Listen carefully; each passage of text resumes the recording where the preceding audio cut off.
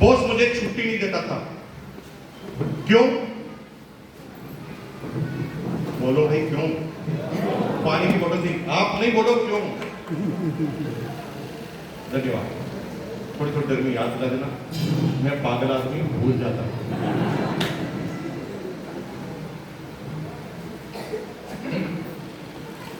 Boss छुट्टी क्यों नहीं देता था? क्योंकि बॉस को लगता था कि छुट्टी दे दूंगा तो काम कौन करेगा, क्योंकि इतना काम करता था कि बॉस के काम करने की आदत रही नहीं। सारा काम मैं ही निपटा लेता था, बॉस इधर उधर घूमता रहता। एक दिन मैंने क्या किया, बॉस को गुस्से में कहा, बॉस आप मेरे को बिल्कुल छुट्टी देते हो, सबको एक ही बार में छुट्टी दे देते हो, सेंशन कर देते हो, मेरी छुट्टी आप सेंशन नहीं करते हो, और प्लीज मैं आपको बता देना चाहता हूं कि मैं लंच के बाद नहीं आऊंगा। नहीं आऊंगा मतलब नहीं आऊंगा। उसने कहा क्यों नहीं आएगा, बताना यार। मैंने कहा यार मेरे बच्चे की लास्ट डेट है फीस जमा करने की, और मुझे फीस जमा करना बहुत ज्यादा जरूरी है। तो बहुत सीरियस कहता, अच्छा लास्ट डेट है तो ऐसा कर, मैं जब घर से लंच करके आऊंगा तो फीस जमा कराते हुए आ जाऊंगा, तू आएगा। अब बॉस मेरे काम करने लगा और मैं बॉस के काम करने लगा। धीरे धीरे तो भाई साहब इतना हो गया कि मेरी बीवी मुझे सब्जी की लिस्ट देती थी, मैं बॉस को दे देता था। बॉस सब्जी लेने चला जाता था और बॉस के काम को मैं करना चालू कर देता था। लेकिन कोई भी आदमी आपकी मदद उतनी ही करेगा जब तक कि आप उससे बराबर रहें, उससे नीचे रहें। जिस भी आदमी जो मदद करता है उसको जब भी लगेगा कि आप उससे ऊपर जा सकते हैं तो उस दिन से वो आपकी मदद करना बंद कर देता है। राजनीति शास्त्र को मैंने बहुत नजदीक से पढ़ा है, पंडित जी एग्जाम्पल दे रहा हूं, समझ रहे। आपका दोस्त एमएलए है और आप उनके चेले हैं, तो एमएलए आपकी मदद तब तक ही करेगा जब तक आप उससे नीचे के काम करें। आपको वार्ड पंच बनना है, प्रधानमंत्री है, कहीं का सेक्रेटरी बनना है, ब्लॉक का अध्यक्ष बनना है, उसके अंदर वो पूरी हेल्प करेगा। लेकिन एक दिन आप उस एमएलए को कहना, सर मुझे आपकी जगह एमएलए बनना है, एक ऐसी लात मारेगा वो पता ही नहीं चलेगा कि आप गए कहां। कहने का मतलब है कि आपकी अपलाइन तब तक ही सिखा सकती है जब तक कि आपकी पिन और अपलाइन की पिन बराबर है। लेकिन आप अपनी अपलाइन से ऊपर की पिन पर जाना चाहते हैं तो आपको संपर्क ऊपर वाले आदमी से साधना पड़ेगा। इसका मतलब अपमान नहीं करना है, सम्मान अपलाइन का जरूर करना है, लेकिन अगर सीखना चाहते हो तो उसके आगे वो सिखा नहीं पाएगा। क्योंकि अगर आप स्टार एम्प्लॉयर है और आपकी अपलाइन भी स्टार एम्प्लॉयर है तो फिर यहां पर कंट्रोवर्सी पैदा होगी। आपको इससे ज्यादा नॉलेज चाहिए, अगर रूबी जाना है तो आपको उससे ऊपर वाले व्यक्ति से संपर्क करना पड़ेगा। ये कंसेप्ट मेरा उस जमाने में क्लियर था।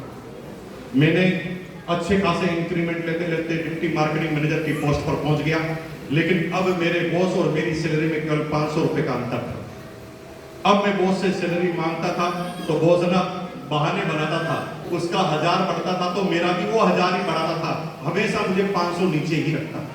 मुझे लगा कि ऐसे तो काम चलने वाला नहीं, ये रुकेगा तो साला मुझे भी लेकर डूबेगा, इसलिए मुझे इससे आगे जाना है। तो एक बार मैंने 15 दिन की छुट्टी ले ली बिना पूछे।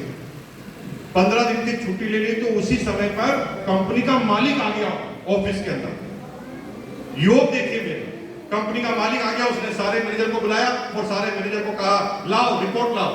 तो सारे मैनेजर ने कहा सर रिपोर्ट नहीं मिल सकती क्योंकि मुकेश कोठारी छुट्टी पर है। मेरे बॉस ने मेरा नाम इंट्रोड्यूस किया मेरे मालिक के सामने, जो मालिक मुझे जानता तक नहीं था। मालिक के दिमाग में आया इस आदमी का काम मुकेश कोठारी की वजह से उलझ सकता है, तो फिर इसकी जरूरत क्या है, बताओ। मुकेश कोठारी को लेकर आओ। उसने तुरंत 4 बड़े गार्ड को बोला जाओ घर से मुकेश कोठारी को लेकर आओ। बड़े बड़े मुस्टर ने 4-6 मिनट के लोग आ गए मेरे घर पर और उन्होंने कहा चलो चलो चलो मालिक ने बुलाया है। मैंने कहा मैं जाने वाला नहीं हूँ, 15 दिन की छुट्टी है। उसने कहा कोई ऑप्शन नहीं दे रहे हैं, पूछ रहे हैं मन से चल रहे हो कि उठा के ले चले। चारों ने मुझे गाड़ी में बिठाया, बॉस के सामने लाकर खड़ा कर दिया। बॉस ने मुझे दूर से देखकर कहा तू मुकेश कोठारी है, तू। मैंने कहा यस सर मैं मुकेश कोठारी हूँ। क्यों नहीं आना नौकरी पर? मैंने कहा सर नौकरी में नहीं आना तो बहाना है, असल में नौकरी छोड़नी है क्योंकि सैलरी परवड़ती नहीं। अच्छा सैलरी का मामला है? मैंने कहा हाँ। कितनी मिलती है? मैंने कहा 3.5। 3.5? चल कोई बात नहीं, कल से आ जाना, 4000 कर देंगे। मैंने कहा 7, 3.5 से सीधी 7। और मेरे मालिक ने 100% इंक्रीमेंट दिया और बॉस से ऊपर लाकर खड़ा कर दिया सीधा। इसका मतलब यह है, बी रेस्पॉन्सिबल। जब तुम रेस्पॉन्सिबल होगे तुम्हारी टीम के प्रति, जब तुम रेस्पॉन्सिबल होगे तुम्हारे सिस्टम के प्रति, जब तुम रेस्पॉन्सिबल होंगे आरसीएम के प्रति, जब तुम रेस्पॉन्सिबल होगे अपलाइन के प्रति, जब रेस्पॉन्सिबल होगे इस देश के प्रति, तो ये देश भी तुम्हें नरेंद्र मोदी बनाने से पीछे नहीं रखेगा। रेस्पॉन्सिबल तो बनकर देखेगा। रेस्पॉन्सिबिलिटी। अब मेरा काम चलता गया, नौकरी के साथ भी मेरे दिमाग भटकता रहता। मुझे बार बार ऐसा लगता था कि मैं नौकरी के लिए पैदा ही नहीं हुआ, मुझे कुछ करना है, अलग करना है, लेकिन मेरा कोई गाइड करने वाला कोई व्यक्ति मेरे पास था नहीं, तो मैं उल्टे पुल्टे काम करता रहता था। कंपनी मुझे दिल्ली, बॉम्बे, कलकत्ता, चेन्नई मार्केटिंग टूर पर भेजती थी। मैं वहां पर भी गलियों में घूम कर ये पता लगाता था कि ऐसी कौन सी चीज यहाँ पर मिलती है जो मेरे भीलवाड़ा में नहीं मिलती। मैं यहाँ से उठाकर भीलवाड़ा में ले जाकर बेच दूंगा, इसको बेच दूंगा, उसको बेच दूंगा, सबको बेच दूंगा, दुनिया को बेच दूंगा, बेच दूंगा, बेच दूंगा, बेच दूंगा। दिमाग में केवल एक ही बात चलती थी, इसको भी बेच दूंगा। कभी मैं सीडी प्लेयर ले जाकर बेच देता था, कभी हेनरी हिल के शर्ट 150 रुपए में ले जाकर 250 रुपए में बेच देता था, और हर बार एक नई चीज बेचता था। भीलवाड़ा के सारे अमीर आदमी जिनको अमीर दिखना था, उन्हें ऐसी चीज चाहिए थी जो भीलवाड़ा में मिलती नहीं थी, और भीलवाड़ा में जो नहीं मिलता था वो केवल मेरे पास मिलता था। और भीलवाड़ा में जितने भी अमीर लड़के थे ना, वो सब मेरे परमानेंट कस्टमर थे। मेरी दुकान हिट हो गई, मजे की बात दुकान थी ही नहीं।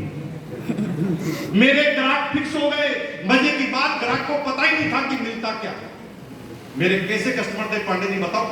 मेरे घर पर अमीर लड़के आते थे और 500 का नोट एडवांस में देकर जाते थे कि सर ये 500 रुपए रख लो, जो भी लाओ सबसे पहले मुझे देना। क्या लाओ कोई नहीं पूछता, क्योंकि उन्हें पता था कि जो भी लाएंगे ऐसा ही लाएंगे जो भीलवाड़ा में मिलता ही नहीं। और देखते ही देखते भाई साहब 12-13 हजार रुपए सैलरी के अलावा कमाने लगा। 1999 में मेरी सैलरी 13,000 बेसिक होती थी।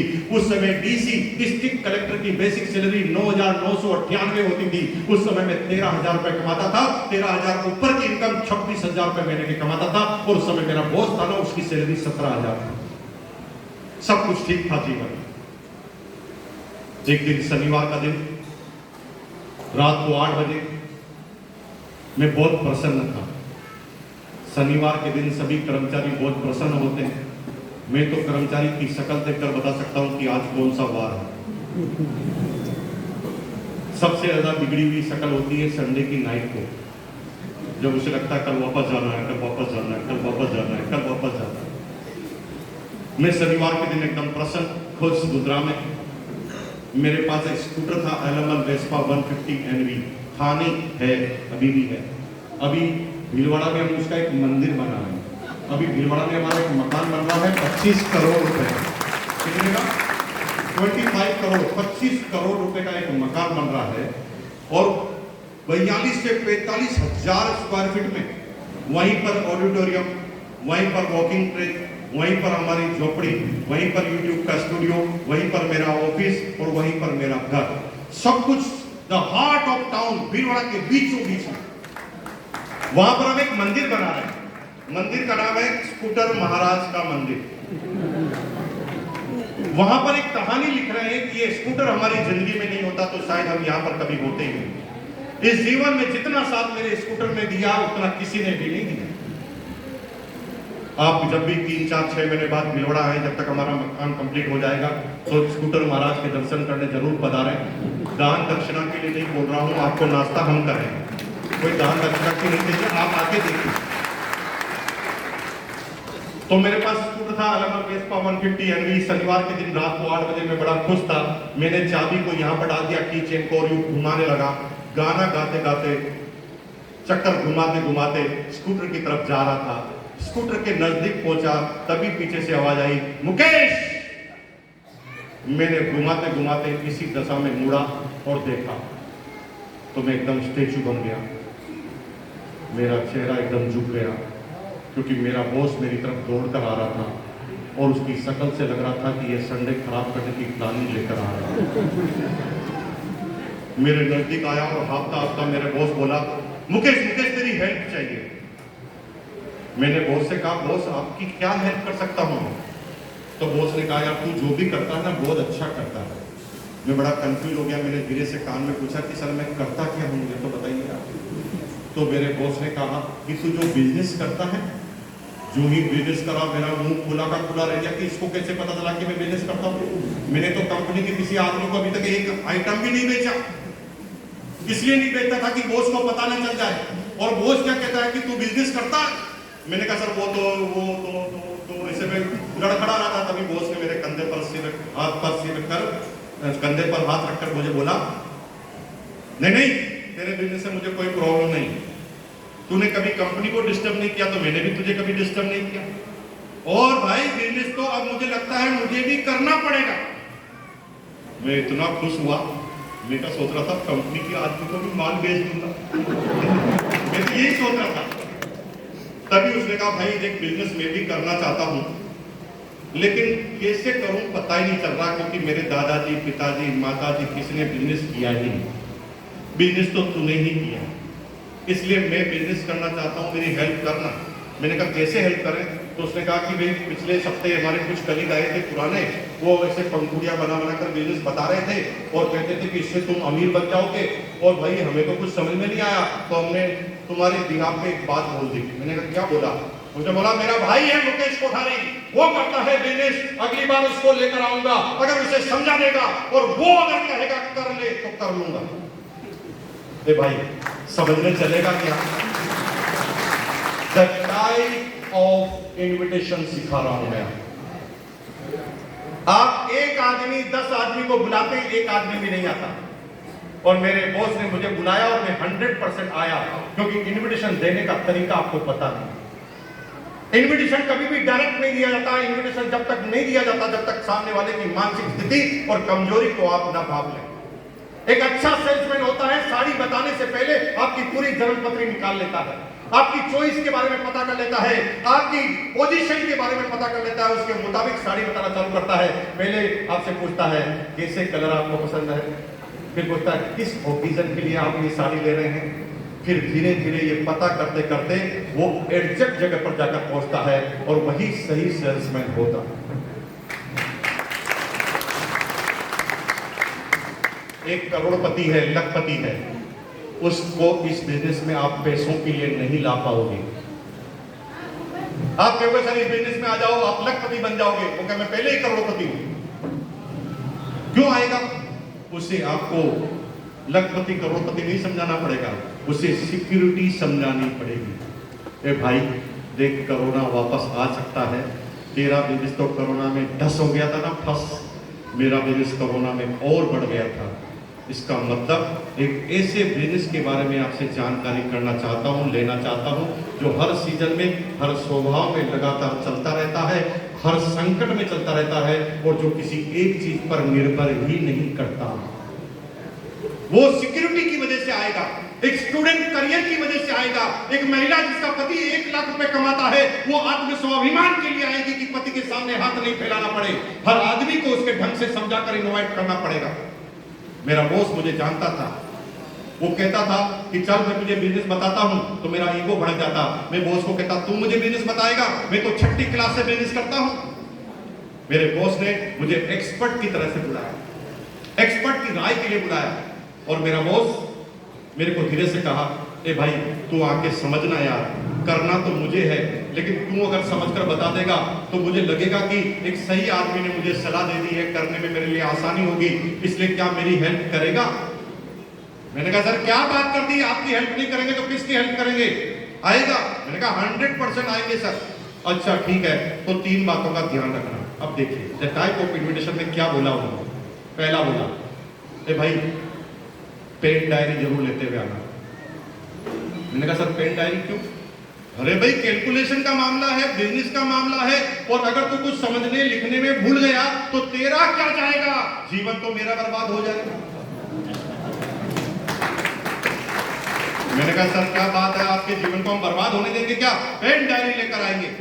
तो दूसरी बात बोली, ए भाई टाइम पे आ जाना है, 11 बजे का टाइम है, 11 बजे ही आ जाना, क्योंकि अगर तू लेट आया और प्लान शुरू हो गया और तुझे कुछ समझ में नहीं आया तो तेरा क्या जाएगा, जीवन तो मेरा बर्बाद हो जाएगा। मैंने कहा टाइम पे आएंगे सब, अभी आपके आदमी अभी तक नहीं आ रहे, क्योंकि इन्विटेशन ही ढंग से नहीं दिया, वो अभी तक ही आ रहे हैं, उधर से कोई घूम रहा कोई किधर आ रहा, तो इसे पता ही नहीं कि क्या करने जा रहा हूं। और मैं भाई साहब एकदम टाइम पे आ गया, हॉल में आकर बैठा, जब एक भी आदमी हॉल में नहीं आया सबसे पहले मैं आकर बैठा। फिर तीसरी बात बोली, ए भाई आगे भी जगह खाली होगी, पीछे भी जगह खाली होगी, पीछे मत बैठना, पीछे वालों को कुछ समझ में नहीं आता। अगर तुझे कुछ समझ में नहीं आया तो तेरा क्या जाएगा, जीवन तो मेरा बर्बाद हो जाएगा।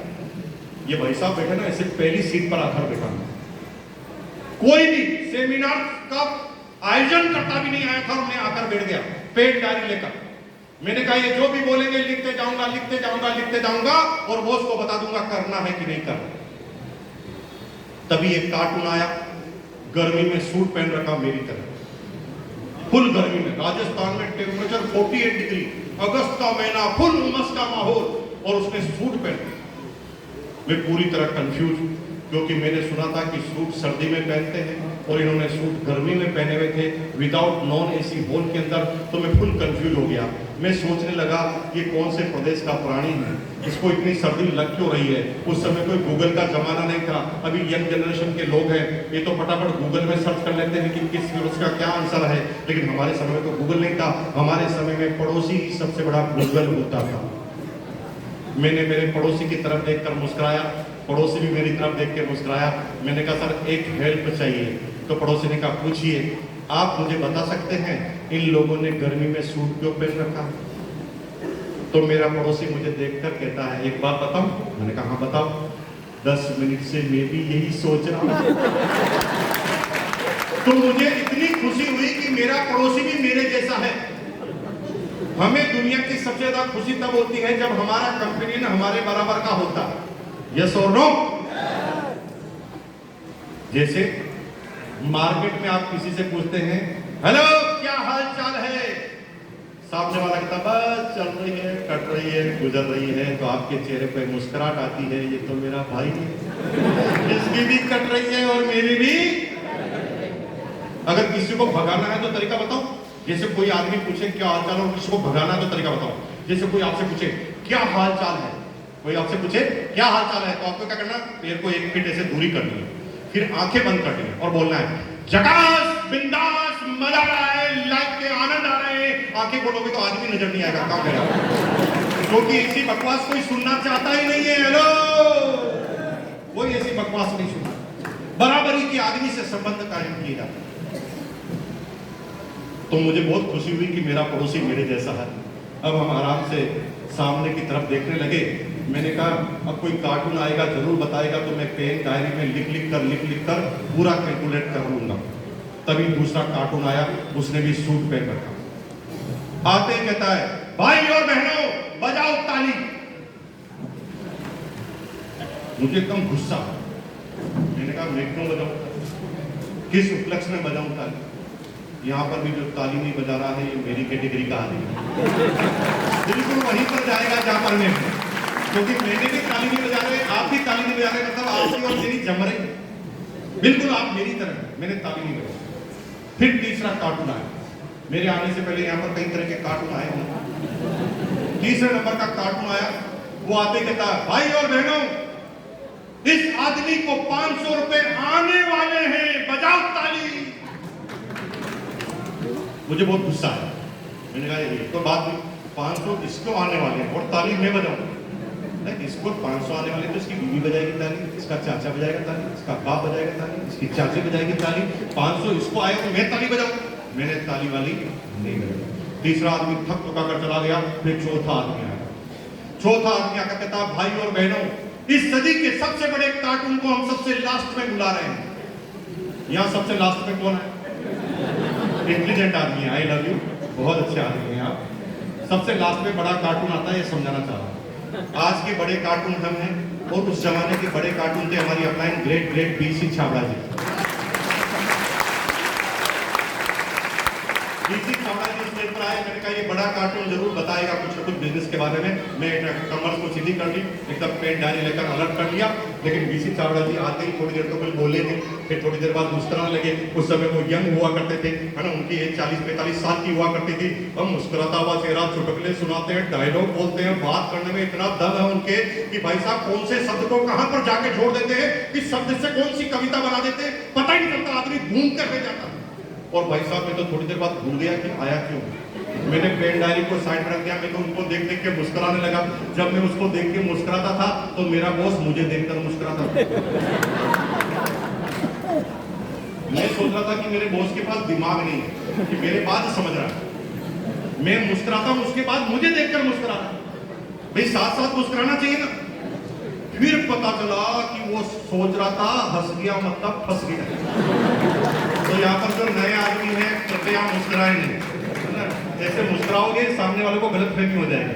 तो जैसे आपकी मुस्कुराने की इच्छा हो तो नीचे गर्दन करके मुस्कुरा ले थोड़ा सा, लेकिन जब तुम्हारी तरफ जो तुम्हें लेकर आया है तुम्हें देखे तो तुम मुंह खुला लेना। ऐसे करने से बचने के कोई चांस है? मुस्कुराओगे फंस जाओगे, मुझे पता नहीं है। तो मैं भोला आदमी था, मैं तो भैया मुस्कुरा रहा था। और भाई मैं बातों में इतना घूम गया कि मुझे पता नहीं चला 1.5 घंटा कब खत्म हो गया। और थोड़ी देर बाद पड़ोसी ने कहा बैठे रहोगे क्या, सेमिनार तो खत्म हो गई। मैंने कहा आपको ये नहीं आएगा, आपको ही नहीं आएगा। नहीं, आपको ही नहीं आएगा। इतना मजा आ रहा था, फिल्मों में भी जितना मजा नहीं आता उतना मजा आ रहा था। थोड़ी देर बाद सेमिनार खत्म हो गई तो अब मैंने डायरी देखी तो डायरी तो खाली। डायरी में लिखना था कि करूं कि नहीं करूं, ये तो क्या हो गया। तो मुझे डर लगा, मैंने कहा अभी बॉस मेरे पास आएगा, ये बेवकूफ आदमी है, ये सबके सामने इंसल्ट कर देगा, कह देगा नाक कटा दी सालों तुमने। तो मैंने कहा अभी यहाँ से भागो, क्योंकि डांट ही सुननी है तो अकेले में सुन लेंगे, सबके सामने सुनना क्या जरूरी है। तो हमने डायरी को पकड़ा, डाला बगल में, स्कूटर की तरफ भागे। जो स्कूटर की तरफ भागे तो हम ये भूल जाते हैं कि जो हमें यहाँ लेकर आता है उसके दोनों मूविंग कैमरे हमारी तरफ ही होते हैं। आप टॉयलेट के लिए जाओगे तो तुम्हारे पीछे पीछे आ जाएगा तो उसमें लेके आएगा, किसी को जाने देगा क्या तुम्हारा। तो हम स्कूटर के पास पहुंच गए, स्कूटर के पास पहुंच के किक लगाने लगे और यूं देखने लगे कि बॉस तो नहीं आ रहा पीछे से। यूं देखा तो बॉस यहीं खड़ा, मेरा एकदम शरीर और चेहरा एकदम लाल हो गया। मैंने कहा ये एकदम यहां पर कैसे आ गया। तभी उसने धीरे से मुझे बोला,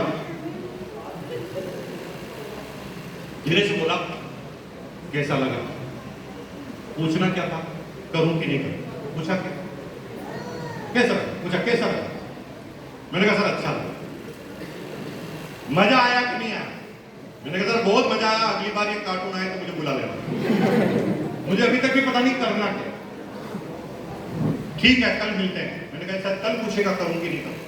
अगले दिन मैं ऑफिस में गया तो गेट कीपर पे आदमी खड़ा था गेट पर, और मुझे क्या कहता है आपके चेंबर में जाने से पहले बॉस के चेंबर में जाना, बॉस ने आपको याद किया।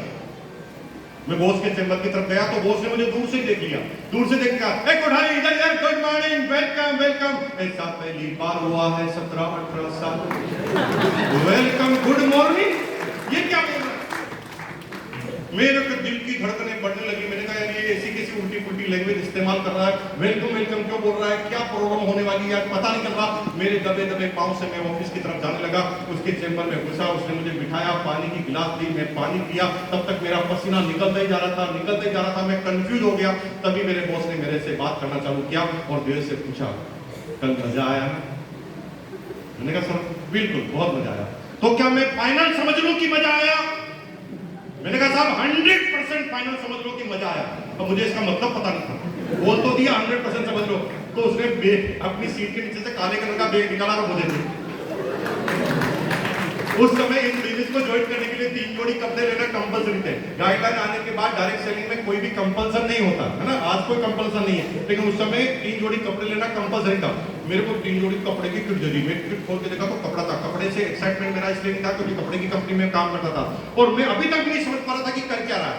मैंने क्या बोला, मैंने सोचा कि अगस्त का महीना है, अक्टूबर में दिवाली है, कंपनी एडवांस में गिफ्ट दे रही है। तो मैंने गिफ्ट को लेकर बोला थैंक यू सर। तो बॉस ने कहा थैंक यू की जरूरत नहीं, 1260 प्लीज। मैंने कहा 1260 रुपए क्यों। तो उन्होंने कहा कि कल मजा आया ना तुझे। मैंने कहा सर मजे के तो इतने पैसे कोई नहीं लेता, 16 रुपए में फिल्म में मजे बहुत अच्छे आ जाते हैं, इससे ज्यादा। अब मैं स्टेटमेंट को उल्टी कर दी। नहीं नहीं मैं तो लेता हूँ। और तूने एक बार किया ना, मजा आया तो लेना ही पड़ेगा। और मैंने कहा यार फंस गए, तो मैंने थोड़ी बहाने बनाने की कोशिश की, पहले बचने की कोशिश की। मैंने कहा सर भगवान कसम 1260 रुपए दे देता।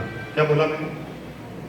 भगवान कसम 1260 रुपए दे देता, लेकिन आप अच्छी तरह समझते हैं कि हम नौकरी वाले आदमी हैं और महीने का अंतिम दिन चल रहा है। नौकरी वाले के पास अंतिम दिन में 1260 मिलते हैं क्या? वो उसने कहा एकदम सही कहा। क्या समझाना चाहता हूं? Don't criticise, don't condemn. Criticise मत कीजिए, खंडन मत कीजिए जब किसी के पास आप जाएं। एक सेल्समैन कभी भी आपके अपोजिट बात नहीं बोलता, कभी भी अपोजिट बात नहीं बोलता।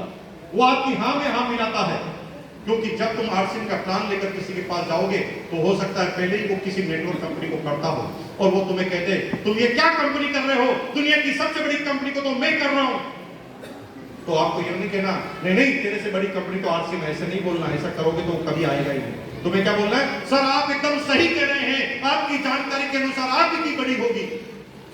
अभी भी यही बोला कि मुझे पता नहीं तेरी बड़ी होगी, लेकिन आपने खंडन नहीं किया। तो मेरे बॉस ने इतनी समझदारी थी कि उसने खंडन नहीं किया। उसने कहा यार एकदम सही कह रहा है, लास्ट डेट में तो पैसे मेरे पास भी नहीं मिलते और भगवान कसम सही कहा था मेरे पास भी नहीं है। वे इतना खुश हुआ, मैंने कहा मेरा मंत्र चल गया। तभी बॉस ने धीरे से कहा नौकरी वालों की हालत ही ऐसी होती, तभी तो हमें ये करना पड़ रहा है। जितने भी नौकरी वाले हैं ना, उनकी 1 तारीख से 7 तारीख निकलती है खुशी खुशी। क्या बोले? क्यों? सैलरी मिलती है। 1 तारीख से 7 तारीख निकलती है खुशी खुशी, 7 से 14 राजी खुशी, 14 से 21 कसाकसी, 21 से 28 फांका कसी। सारे नौकरी वालों की हालत कैसी होती? तो मेरा बॉस ने मेरी बातों में बातें मिला रहा, अपोजिशन में बात नहीं कर रहा, बातों मिला रहा। उन्होंने कहा यार कोई बात नहीं, चलो पैसे नहीं तो कोई बात नहीं, ये पेपर ले, पेन ले, इस पे साइन कर दे। मैंने कहा सर इस पे क्या लिखा है? इस पे लिखा है मेरी सैलरी से 1260 रुपए काट लिए जाए। और मैं फंस गया, मेरे हाथ में पेन पकड़ा दिया और कहा साइन कर। सीखने का पॉइंट, जब भी जैसी भी सिचुएशन हो, आपको अगर दोनों रास्ते खराब है तो कम खराब रास्ता चुनना होगा जीवन में। आप रो रो कर आंखें आंसू भारी करने से जीवन में कोई हल निकलेगा ही नहीं। जिस सिस्टम में आप फंस गए हैं वहां से आपको आसान तरीके को ढूंढना पड़ेगा, नहीं तो जिंदगी खत्म हो जाएगी आप। तो मैंने एनालिसिस किया, मैं साइन नहीं करूंगा तो, मैंने सोचा मैं साइन नहीं करूंगा तो आंसर आया, दिमाग से ही आंसर आया, बॉस नाराज हो जाएगा। बॉस नाराज हो जाएगा तो 2000 का इंक्रीमेंट 1000 का ही लगेगा, 1000 का ही इंक्रीमेंट लगेगा तो साल के 12000 का नुकसान होगा, साल के 12000 का नुकसान होगा तो 10 साल के 1,20,000 का नुकसान होगा, 10 साल के 1,20,000 का नुकसान होगा तो 40 साल की नौकरी बाकी है 5 लाख का नुकसान होगा, 5 लाख का ब्याज गिनेगा तो 8 लाख का नुकसान होगा। जो ही 8 लाख का फिक्र आया मैंने फटाफट साइन कर दिया। मैंने कहा 1260 में निपटो, कहां पर 8 लाख रुपए लगाए, और मैंने ज्वाइन कर लिया। मेरे बॉस ने मुझे किट दे दी, उस किट को ले जाकर मैंने कहां पर फेंका वो किट मुझे अभी तक नहीं मिली, क्योंकि मुझे बिजनेस करना ही नहीं था, दूर दूर तक कोई बिजनेस नहीं करना था। किट को ले जाकर फेंक दिया। मैंने कहा पिंड छूटा यार, काम बार बार पैसा नहीं करेगा। लेकिन मेरे बॉस फॉलोअप की एक निशानी, मेरे बॉस के जैसा फॉलोअप किसी के अंदर है ही नहीं। मेरे बॉस बार बार कहते थे मुझे फॉलोअप तब तक करना है जब तक सामने वाला क्लियर कट मना ना कर दे, फॉलोअप तब तक करना है जब तक कि सामने वाला क्लियर कट मना ना कर दे, क्योंकि जब तक कोई मना नहीं करता तब तक 100% चांस आने के होते हैं। हेलो, अब मेरा बॉस मेरी उसकी डायरी में मेरा नाम लिख दिया 4थे नंबर पे, 4थे नंबर का डिस्ट्रीब्यूटर था मैं, मुकेश कुमार, तो नाम लिख दिया उसने।